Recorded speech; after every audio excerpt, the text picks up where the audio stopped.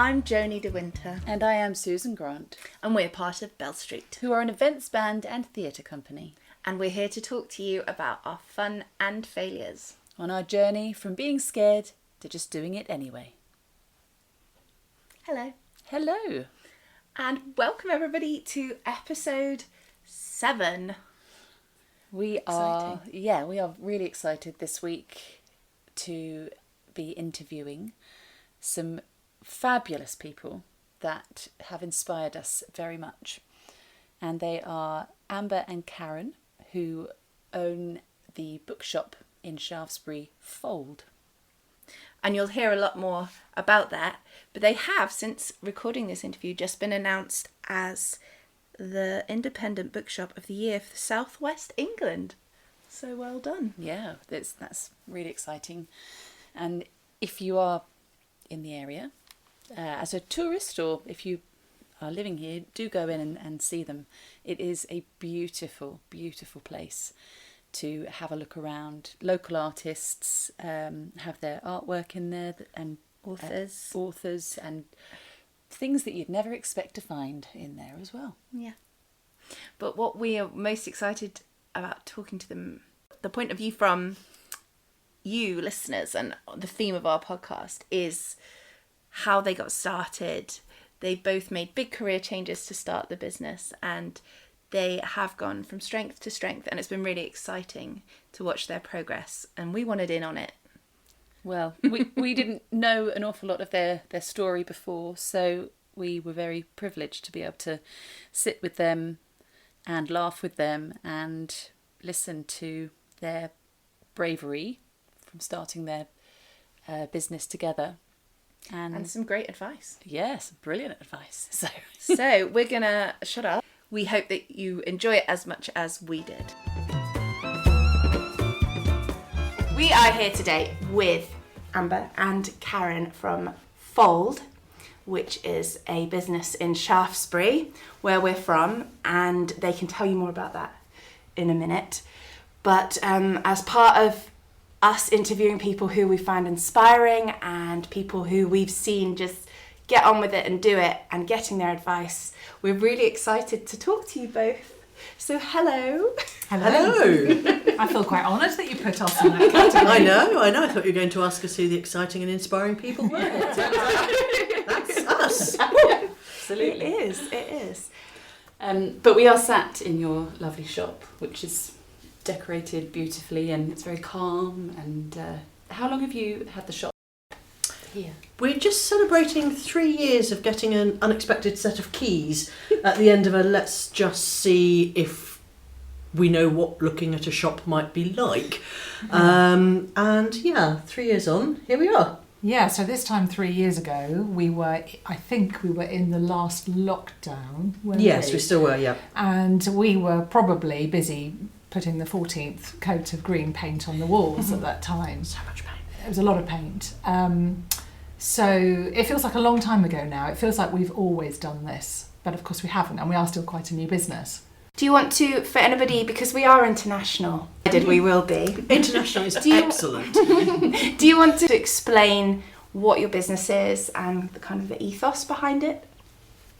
Yeah, so at Folde Dorset, we are bookshop, part gallery, part place for Wessex-based makers who share our love of nature and the natural world. So our books are broadly themed around land, sea and self, because they're the things that matter to us. And it's something that's become very important to us, increasingly enough, over the last few years to give up our corporate jobs and to open a shop. Yeah, so it comes from the shop. The idea for the shop comes from a celebration of place, of loving where we live. So we're here in Shaftesbury. We love Shaftesbury, we love Dorset, and it was a meeting of minds, I suppose, when we both realised that we really needed the natural world. We needed to be out in nature.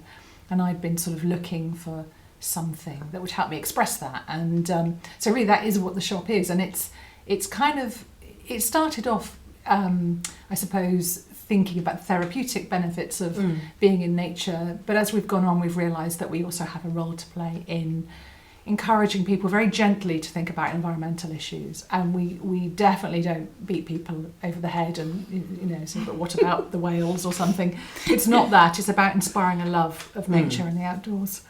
Yeah, and very much kind of recognition of your immediate environment. So we talk very much about our local landscape. So the books we have in the shop are around the UK.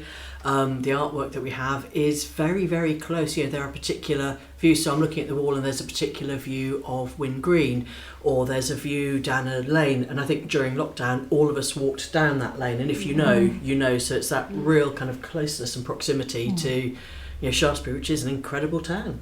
Before you did this, what were your jobs? What were you doing? How did you know each other? The before. There was a before. There was a before. Before comfortable shoes and pinnies. So we are neighbours turned friends. So our gardens back onto each other where we live. But we became friends as well, and we sort of recognised this slight, vacancy almost in our minds at the end of the week, usually over a glass of beer, thinking there must be something more to life than this. And we escaped the corporate world, didn't we? Yeah, so I was working as a marketing director for an independent school, and I've been doing that for 13 years, and I've had another marketing job before that for 5 years. And although, Amber's job was taking her sort of physically quite far away from Shaftesbury, although my job wasn't that far away geographically, it was my whole working week was all about that job, and it was well beyond the 9 to 5. It didn't stop. And even at weekends when theoretically I wasn't supposed to be working, there would always be calls, things would happen, and I had this sense of it being a kind of ball and chain almost, although I had loved it for much of the time I was there. Sort of got to the point where I thought, what am I doing? And as Amber said, we would kind of crash into the pub on a Friday night, not having seen each other all week, and I could see something in Amber's eyes that I felt really strongly and increasingly. And we went to the pub one evening together without our other halves, didn't we? And we sort of sketched out this idea of what a new lifestyle would look like. And it was really about lifestyle, as well as I said, I had this growing sense I wanted to express my love for place and nature and the outdoors. But it was really about, if you could rewrite it, what would it look like? And we had this fantasy about, which has actually sort of come true, that you would knock on my door in the morning and we would walk up the hill and we'd... Along Pine Walk. Through beautiful, as you know, Shaftesbury, that beautiful walk along the promenade there, and we would open a lovely shop and we didn't know what it would be. And it was that fantasy about playing shops, which is a bit of a fantasy when, it's not as, it's kind of, there's a lot more to it. There's much more graft than people realise. And it was this idea that we'd put the coffee on, and the key thing about it was being part of the community. Because we weren't, and even though we were here at weekends, but we didn't feel that we were properly rooted in the place that we loved because of our corporate jobs. You haven't said what you did, actually. I know, well, my corporate job, I was head of sustainability for a global aviation and tech firm. So I travelled a lot. I travelled out a lot in East Africa. I travelled out a lot to Asia, to the US, to Switzerland, backs and forwards like it was a bus. And I enjoyed my time travelling, and I was there for 24 years. And I got to the point where what I needed from the place I worked, I wasn't getting. And I'm a lady of a particular age, and I thought, it must be me. I must need to change things. And I spent about 18 months trying to change the things. I thought, hang on a minute, it's not me, actually. There are certain circumstances around me which I can't change, and they don't want to change, so I'm just going to not do that anymore. And so I handed my notice in the February. We went into lockdown in the March, and there was a moment of kind of like, okay then, let's see what we're doing. But don't regret it, haven't turned back. And yeah, we've brought a lot of what we did around sustainability from my side and Karen's marketing expertise, and we've brought that together, and that's kind of given us a little bit of a leapfrog into not just how we communicate about what we do, but how we do what we do and how we operate our business on sort of sustainable principles as well. That said, we had no retail experience whatsoever. We bought lots of things. We've always had this approach, particularly, I say we, this comes from Amber really, if we don't know how to do it, we'll figure it out. And actually, we saw the whole process of setting up the business as a series of problems to be solved. So you write the list of things that need to happen, and then you just work out. You get an Amber who works out how to. But that was it. It was step by step working out what we needed to do. Because if you look at it as a whole, it seems way too much. And how are we ever going to get from where we are now to where we want to be? But you just, it's that whole thing about how to eat an elephant, isn't it? It's great coming from vegetarians. I mean, we started out as well with an online journal, and that allowed us to kind of test our brand, our proposition, talking about walks, and then we had some sort of early orders, and they're being fulfilled from our spare bedroom because we weren't even allowed to meet up. So all sort of shop business was being done at a distance of 6 feet, often through a hedge at the bottom of the garden with a gin and tonic on a Sunday. We started operating in a really weird time. So by the time it came to actually having a physical shop, we still didn't know for sure whether or not shops were allowed to open. We had to decorate this all socially distanced with the door open in February and March with no heating. So it was interesting because we didn't know what the world was going to be like. And that was a real unknown, actually, wasn't it? I think. But I think that if it hadn't been for the pandemic, I probably wouldn't have made the leap. That's what I was about to ask, because obviously the kind of pandemic and lockdowns, massive barrier to a lot of things. But do you think without that, would you come to this place? Maybe, but I know my biggest fear, well, I suppose I've never been a risk taker, ever. Ever. I can't stress that enough. I did everything by the book. I worked hard at school because they said you should work hard at school so you can go to university. So I got to university, and maybe I didn't work that hard at university for the first couple of years, but I worked really hard for my finals because I knew it mattered. And then I had, your classic sort of career path where you get an entry-level sort of graduate job. And I did actually work in publishing for a time. I made a sideways step into marketing, but basically just worked my way up the career ladder. And then I think there is something about getting to midlife when you start to question, what am I doing? And actually what I really fundamentally believe is that success should not be measured by career progression, because you can on paper look terribly successful, but on a personal level I didn't feel it. But I was so afraid because I came from a background, as I said, which had instilled in me that you just do that, you work hard, it's what you do, and you get a good job, and then you'll be all right. And I thought I did have a good job, a really good job, and I had an excellent pension, which you are supposed to really think about, aren't you? And am I going to give up that? And the security of knowing what's coming in every month. But COVID just pulled the rug from under us all, didn't it? And then I realised that life is not predictable, and even if you want to make it safe and controlled and know everything that's going to happen to you, you can't actually do that. So I felt like that was a real sign actually just to go for it, because also life is short. And then the other thing that happened that was the twin thing I needed was a colleague, a very wise colleague who was like my big sister. She knew that I had this idea. I was talking to her about it, and she said, what's the worst that could happen? But if it's a crashing disaster, you won't just sit and get into more and more debt. You'll say, oh, well, at least I tried. And she said, you'll get another job. You're well qualified with lots of experience. You'll get another job. And then I was like, oh, yeah. So that's so the two things, a really wise person giving me good advice and a pandemic. What You can't orchestrate that, can you?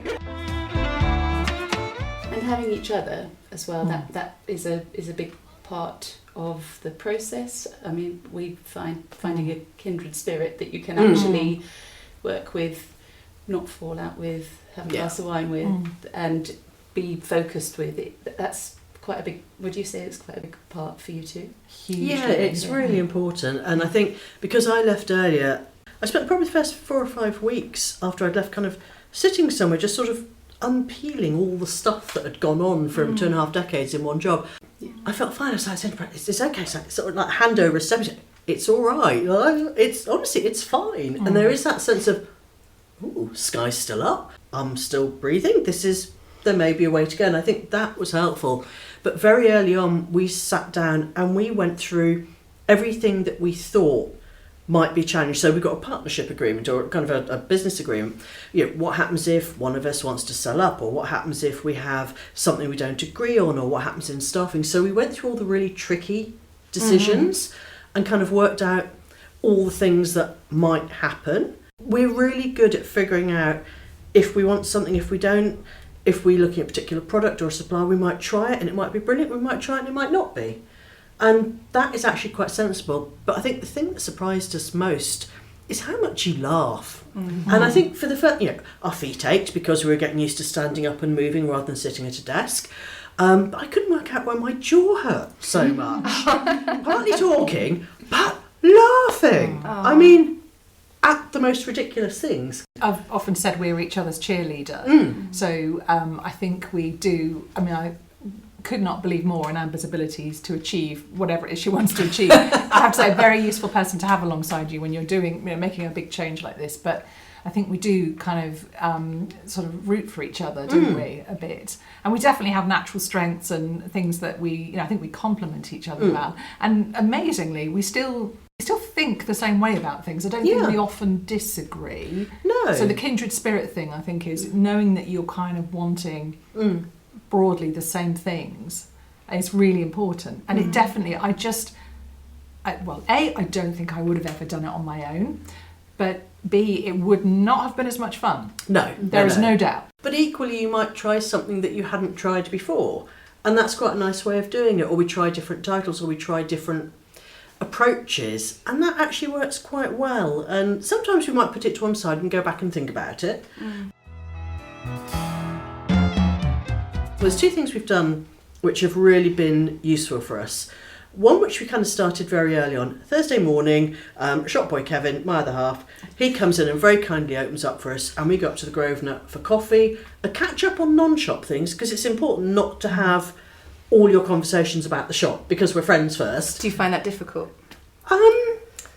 I think the boys would probably mutter at us sometimes and roll an eye if we haven't seen each other for a while. We're just like, We find it shop so door. difficult not to talk about our project. But we do manage it. So that's our Thursday mornings. We go and have toast and we have coffee and we kind of sort things out. But also what we started doing, it's probably about 18 months ago, isn't it? We take a day a month at a co-work place over in Frome, which gets us out of Shaftesbury, because we are very firmly embedded, which means you can't actually go for a walk anywhere without having a conversation or getting easily distracted, because we do love getting distracted. But that takes us out and we are in a different environment, in a co-work space. We're going to have a mooch around Frome.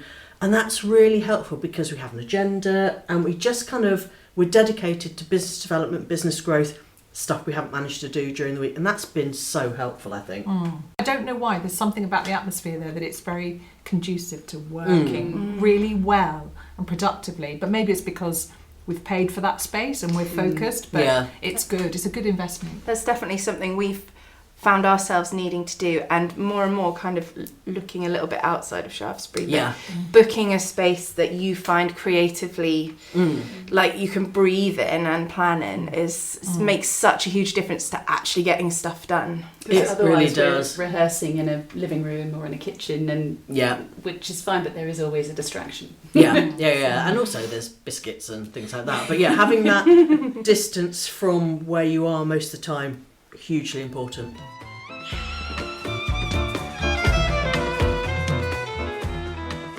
And in with other people we've spoken to, a big part of it, and you've already touched on it, is about being brave. And so we're enjoying learning and hearing stories about people just taking the leap and going for it, because it's really easy not to. So again, any advice or any thoughts that you could share about The process from thinking to doing. Spreadsheets. Spreadsheets? I love spreadsheets. We haven't done a spreadsheet. I have all the Google Sheets for all the things. Well, you're rolling your eyes. For the benefit of listeners at home, Karen is very much the social, the chatty side. Sometimes I'm too peopled out, but a little spreadsheet and a little calculation, I'm all good, I know. And that gives us a really good mixture of intuition, gut feeling, hard figures. And that's a really handy to be fair, I do roll my eyes because that's not my natural habitat. I can read and work a spreadsheet, but But you're right, because at the beginning, when we actually inquired about the premises we're in now, and you'd basically worked out how many, as we said, we were selling online, a modest product range at that point. And you basically worked out how many boxes of cards, there was a particular type of card that we were selling, we would have to sell every month to pay the rent. And it didn't actually seem unrealistic based on what we were selling online. So that was just, based on one of your spreadsheets. Yeah. So actually, in all seriousness, having planning is really important, because if you can demonstrate to yourself that you can make the numbers work, and I think that's something that some people don't necessarily do, is you have to be really honest with yourself. Well, how many of those, if it's retail, how many of those things would I need to sell? And then actually, I remember we went because our shop is on Shaftesbury's very famous Gold Hill, well, at the very top. We just went and stood at the top for about half an hour and watched the number of people who were coming down. I remember sort of doing a rough tally. And my other half said, look, even if you can't sell nature-based books and local art, there would be something you could sell in that spot that people would buy, because it gets a very high footfall of tourists, particularly in the season. We kind of worked all that out too. So I think actually, if you're afraid of taking the leap, you can inform yourself well. Do it as a kind of a maths exercise. So who doesn't like spreadsheets, but Find someone who does. Yeah, find someone who really does. But I think what that also allows you to do, we took on the premises in the February, and the first year, we had a great Christmas. I thought, this is wonderful. And we'd forgotten we took on the premises in the February. So the insurance came up, the PRS licence came up, the building insurance came up. Everything kind of, came through like, ha. So what we do now with our banking, we know how much over the course of the year we need to spend. We put a little bit aside each week or each month. We've got a savings space for our Christmas spend now. We've got, we budget right the way through, and we allow for increases. And that gives us a bit more flexibility, so that we know, for example, the bookcases, we saved for them. Right. And it's a simple thing. That's why we've put our beautiful, lovely new green RSI painted induced bookcases. They're coming in 3 years when we started. And also when we looked at the shop, if I was to describe it, it's long, it's thin, it was white with click-clack walls and a brown dirt tracker carpet. And it was cold and it was damp. It's now soft, warm green. We invested in our floor, which was a terrifying amount of money to spend, but my goodness, high industrial grade wood flooring, fantastic. It's lovely. But we bought a lot of things, kind of partly in terms of cost, but partly in terms of sustainability. People donated bits of furniture as we brought things from home, and that makes it feel a little bit different. So you don't, if you're setting up a space, you don't need the newest of everything. You don't need the newest laptop. You can get a second-hand one. You don't need a new shiny desk. Put a piece of fabric over the old one. There are ways of getting around it, and put your money where it matters. Know what that spend is. But equally, looking at risk assessment, within I think 3 or 4 weeks of opening, we were offered the opportunity to go up to a brand new event at King's Cross in a space that would have a marquee that wasn't there yet, being run by some people who've become very good friends as a first off event that they weren't sure about. And we talked about it a lot, and again we costed it out and we saved for it, and we did it. And it was exhausting, and everybody else had their own people turning up. We were there on a sweaty July in high vis, moving boxes of stuff, but it turned out to be the right decision for us longer term, because that opened doors. So I think having that foresight to think ahead what you can do with things, and also as we've got older, don't be afraid to say no to things that don't fit. That's really important as well. Because you have a very clear brand, don't you? Yeah, absolutely. We are very clear in what we stand for, and sometimes we laugh because we think we've kind of made a rod for our own back, because in terms of our makers, we work with people within generally around 50 miles, but that's what sets us aside. Yeah, it's quite difficult because you want to keep your customers interested with new products, but we've got sustainability criteria. They've got to be local. It's got to be related to nature and landscape.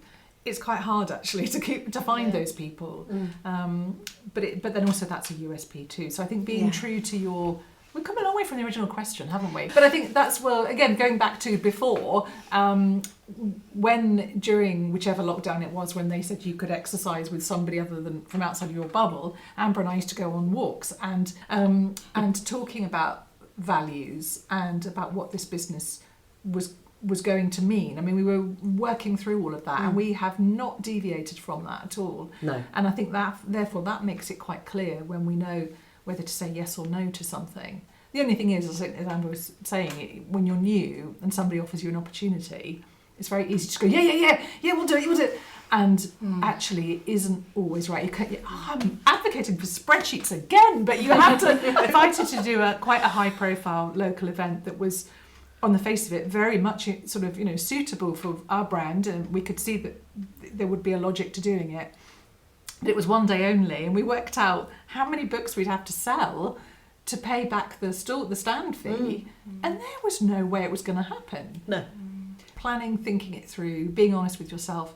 You also, Amber was saying when we started, we did fit this out on a shoestring. But if you don't overload your overheads when you're new, just keep it as manageable as you can. If you are nervous, it makes it feel a bit more manageable. That's all really good advice.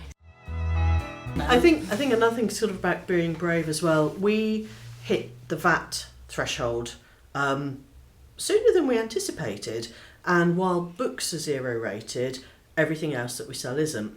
And a lot of the suppliers that we work with are small suppliers at our choice, but they don't pay VAT. So in terms of being brave, we also had some quite brave discussions with the people that we work with and tried to encourage them to be brave, to recognise the pricing for the value of their time in the work. I think that sometimes some of the artists that we work with hadn't really thought about that, and I think we could bring that sort of retail expertise, couldn't we? Oh, expertise. She says, we had no retail experience before. And now you're expert. And as I say, I hope now that we help makers and artists price their work appropriately, because they quite often they maybe have been used to making and then selling direct, and then they actually like the idea of selling in a gallery or a shop. But they've given themselves no wriggle room. And a shop won't, and a gallery won't want to charge more than the maker is charging direct. So actually saying, if it takes you that long to make a hand-thrown mug, then charge appropriately. Yeah. So, gosh, we did learn that quickly, didn't we? When we put ourselves out there to go and perform, it is really easy to underprice. And you guys are great. Creative. Oh, thank you. Well, you are.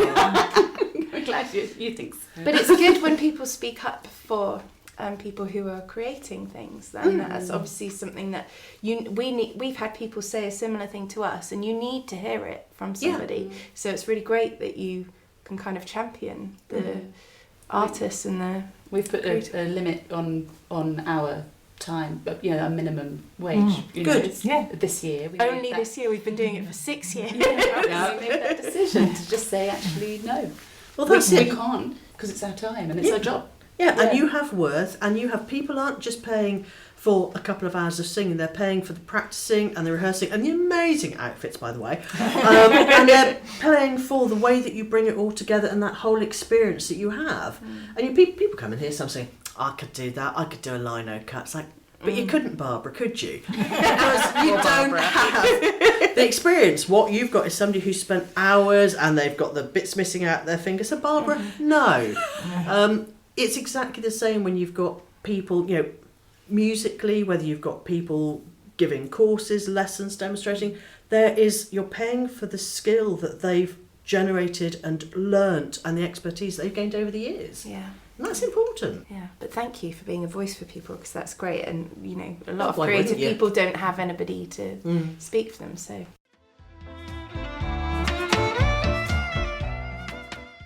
One question I've been asking people that I find really interesting: what have you learnt about each other that you didn't know before you started this journey?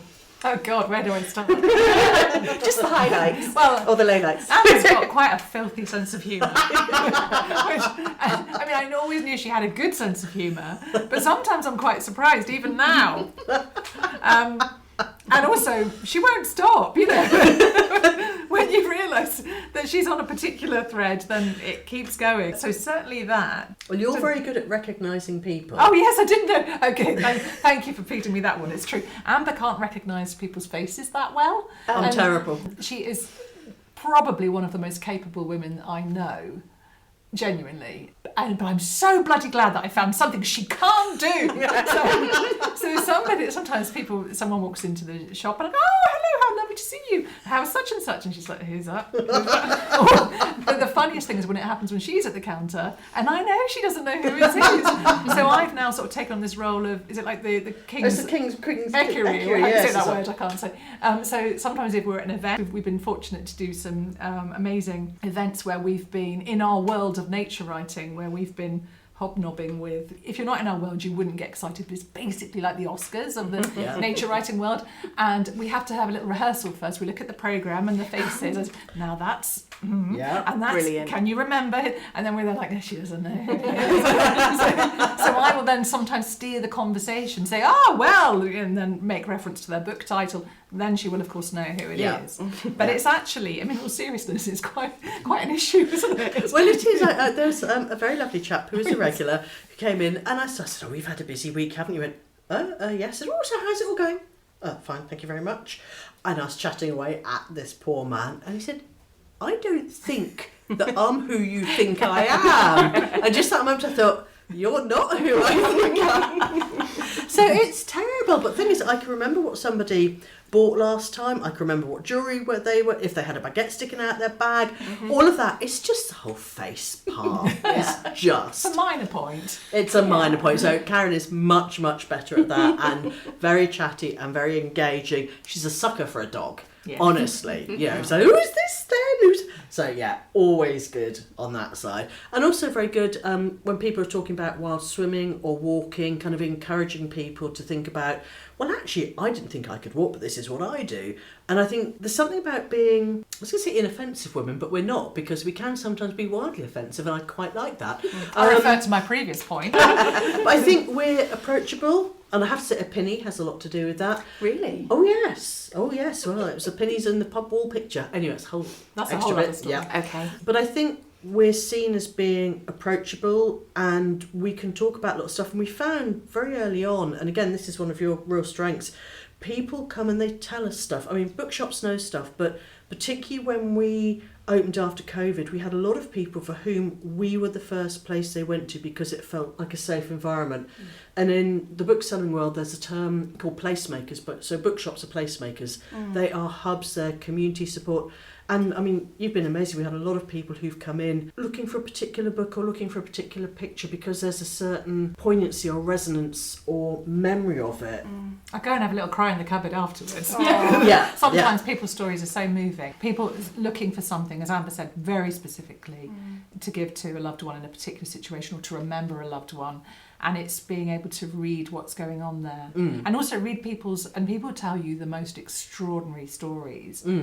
That you think it's actually quite a privilege. Bookshops are this kind of, it's a place where you can legitimately browse and you can be here for it. No one says, oh, they haven't bought anything yet, because you want them to spend time looking at what you have. And I feel sometimes I talk at people, but I try to read it and sort of tell from their body language if they don't want to talk. But you can gently start a conversation, and then you realise maybe that you're the first person that person has spoken to all day, or maybe we've had a few cases where people have suffered a recent bereavement, and those are the ones that it can be incredibly moving actually. But we hope that in some way they feel heard, and for that moment that they've been listened to, and we give them that space. And then also when they come back, remembering and how are you, and that's something I don't think I had anticipated. We're both, I hope, quite empathetic people, and it's people want to be seen or Yeah. heard, or I think in today's world everybody's so busy all the time that if you don't feel seen, even we had a great conversation with 2 Children's Day, probably 6 and 8, about their dog, and it was an adult to a very small adult conversation, and it was lovely. And people don't always do that. Actually, that was my best conversation today. Learning about It was skills quite nurture. cool. It was excellent. She was very funny. But again, just having time to stop and listen. So And to make them feel welcome as well.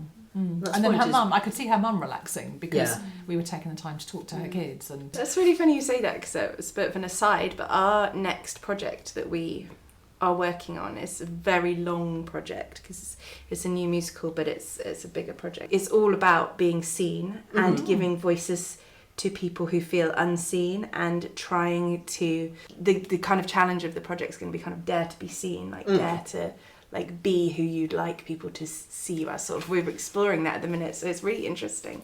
Its original working title was The Invisible Woman. We have thoughts on I that. have so many thoughts So about many that. thoughts. But once we actually workshopped it, we went to a space and did a day on it, and we thought actually that almost gives power to being invisible as a title. Yeah. We wanted to then flip it. The working title at the moment is Dare to be Seen. Oh, fantastic. Yeah. So we'll see. It's very, very young. Yeah. It's tiny, but it's exciting. But we went on a script writing course, and we were given the confidence that that's okay. Yeah. You know, we don't have to rush it. I think we were like, No. let's get it written, so it will come. It'll when it's find ready. its own way for sure. But we keep hearing, so we keep being put in positions where people keep talking about people who need to be heard, people who need to be seen, and how significant that is to, and how much that could change people's lives. So That's very interesting. It sort of relates to kind of where we're at, bringing it back to sort of nature writing. Is there are a lot of voices that aren't heard in nature writing. It's a big thing at the moment, actually, because the genre has been dominated by, white middle-class, middle-aged men for a long time, because they've been in the privileged position of being able to have the time and money to go wafting around the countryside and then writing about it.